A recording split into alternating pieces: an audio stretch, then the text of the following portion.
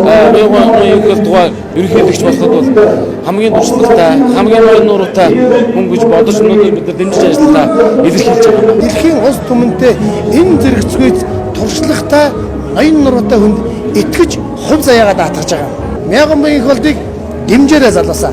Улс орныг удирдах байгаа удирдагч гэдэг хүм ноён нуруутай, тулахтай, хүндэтгэл даах үз, итгэл даах үз, бид итгэж болох тийм хүн байх хэрэгтэй санагддаг.